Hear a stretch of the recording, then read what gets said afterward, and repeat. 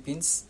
We're back again to deliver the news that you need to hear with nothing to fear. We only deliver news that are reliable and containing the truth. And spreading the news to everyone is our duty. I am Benji Bocasas. I am Irish May Bulawan. And I am Ruel Abonga. And this is Hello Philippines. Fraud cases are very alarming nowadays. One of the main news for today is about fraud which gained millions of dollars in just scheming people. What's more, one of the elite conspirators said, in the purported multi-level marketing scheme, we are building this whole model on the back of idiots. And for further clarification, we need to call Ms. Erica Ogot, one of our reporters, to report the 5-person charge in a $722 million cryptocurrency Ponzi scheme. Ms. Erica Ogot, go ahead.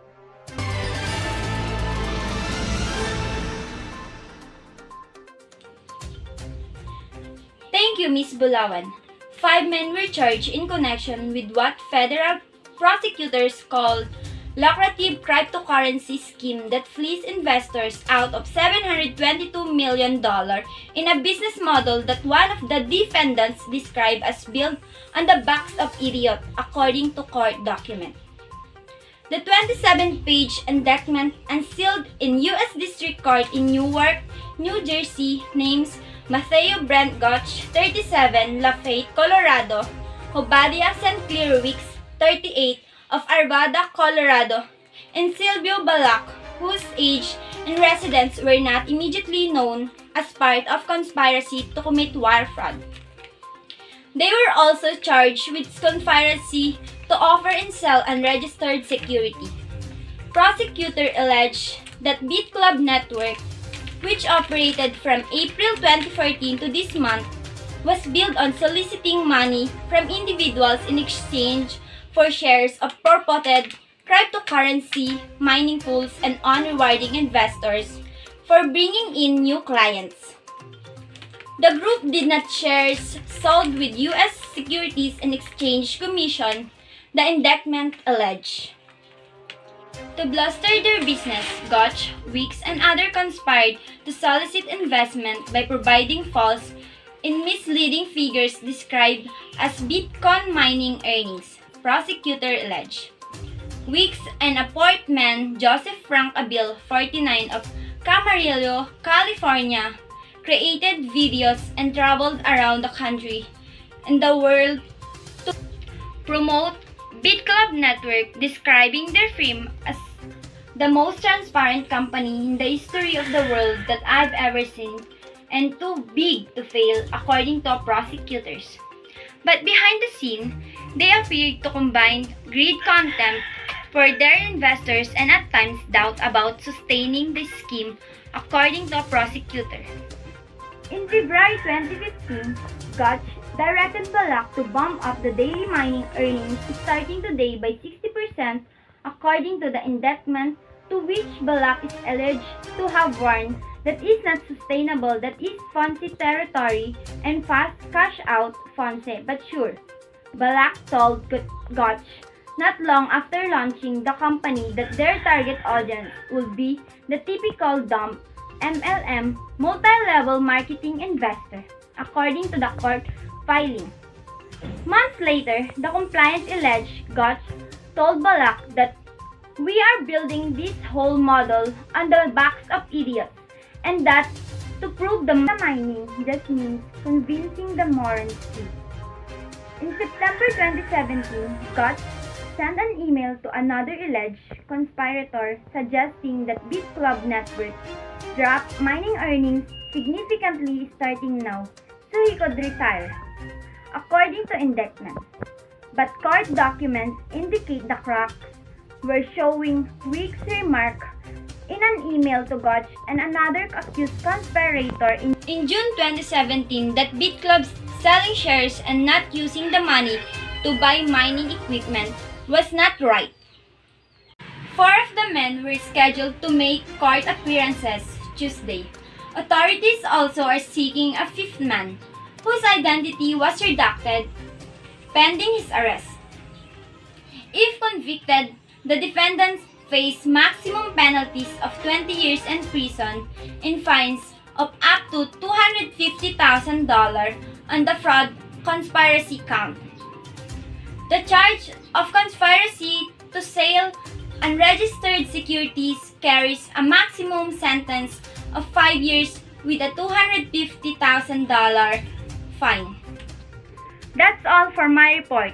Back to you, Miss Bulawan, Mr. Abongan, and Mr. Bukasas. Thank you, Ms. Erica Algot, for that information. Oh, fraud is not that uncommon, but this kind of level is a different situation. $722 million is sure no small amount.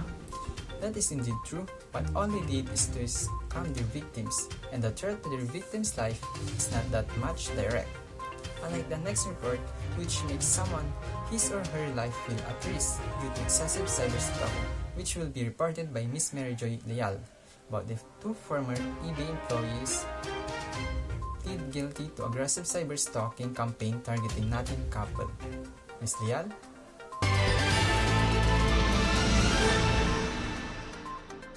Yes, that's right, Mr. Bukasas. A couple of eBay former employees implicated on targeted cyberstalking campaign against a Massachusetts couple pleaded guilty to those charges.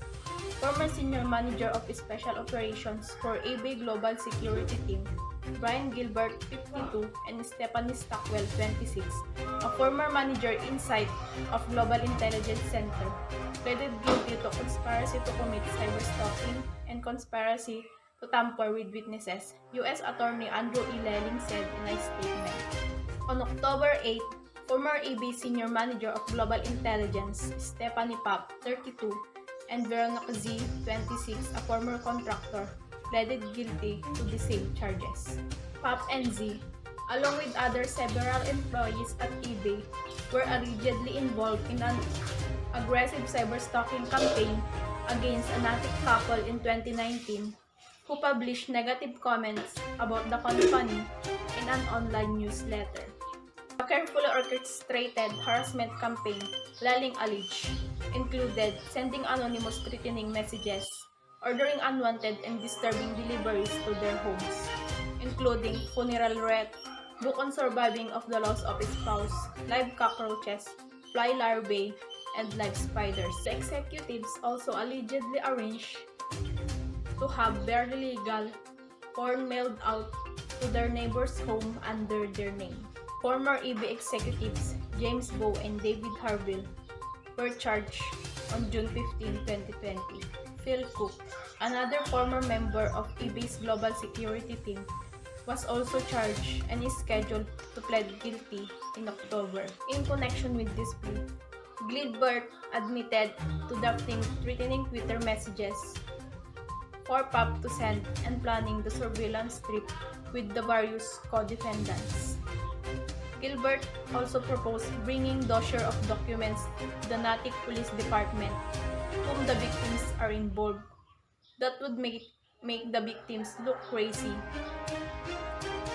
and contacting the victims to offer help with the threatening messages that the defendant had sent. Lastly, Gilbert made false statements to the NPD about Z and Harville's reason for being in Boston. Stockwell admitted to at Bow's direction, purchasing a laptop for use in harassing the victims, and using anonymous email account to order online live spiders and a prepaid debit card to purchase a late-night pizza delivery to the victim's home. Stockwell also prepared an eBay person of interest report to the Bay Area, a fictions list of potential suspects to provide to the NPD to deflect the police from suspecting that eBay employees were actually harassing the victims. The charges on the conspiracy to commit cyberstalking and conspiracy to tamper with witnesses each carry a sentence of up to 5 years in prison, 3 years of supervised release, a fine of up to $250,000, and restitution. Sentences are imposed by a federal district court judge based upon the U.S. sentencing guidelines and other statutory factors. That's all for my report, Mr. Bucasas, Mr. Abongan, and Ms. Bulawan. Thank you, Ms. Lial, for your report. This case proves that cyberstalking is not to be tolerated. The aggressive cyberstalking they did surely left a great impact to the couple, receiving not only threats but also receiving an unwanted delivery. It will make you anxious on what will you receive in next, or what might happen to you. Let's head for the next and also the final reporter, Mr. Riveras, and he will report about the Swiss hacker charged in the US for fraud and identity theft. Mr. Riveras, the stage is yours.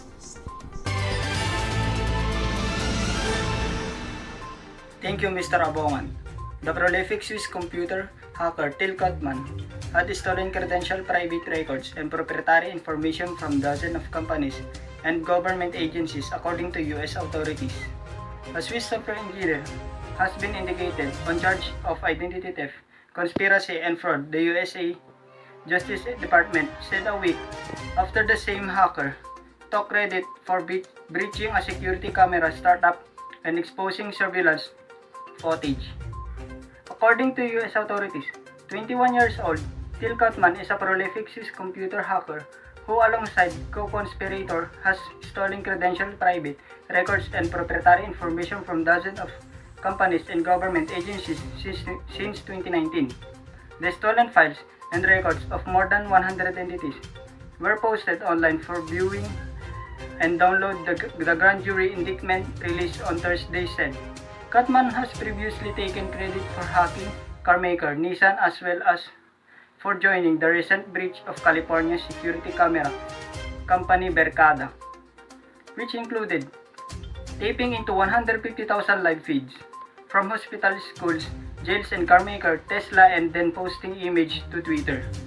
Known online as Delete Escape and Cybercrime, Kotman told Bloomberg last week that the Verkada hack was inspired by lots of curiosity fighting for freedom of information and against intellectuality property, a huge dose of anti-capitalism, a hint of anarchism, and it's also just too much fun not to do it. Kotman faced up to 20 years old in prison of found guilty of wire fraud, a conspiracy to commit wire fraud. The Justice Department also that Swiss authorities had conducted a raid of Kotman's home in Lawrence in collaboration with the FBI. A cyber criminal could be anywhere in the world. Thanks to our foreign partnership, international borders won't provide haven for their illegal activities, said Donald Boyret, an FBI agent. That's all for my report, Mr. Abongan, Mr. Bucasas, and Ms. Bulawan. Thank you, Mr. Riveras. Cybercriminal could be anywhere in the world. Various cybercrime is committed each day. Not only that, cybercriminal doesn't spare anyone, so securing our information is a must. Protect our data and avoid engaging in untrusted people or websites. Cybercrime cases are continuously rising as our technology advances, so we must tighten our security as well. That's all for today's report. I am Benji Bucasas. I am Irish May Bulawan. And I am Ruel Abangan.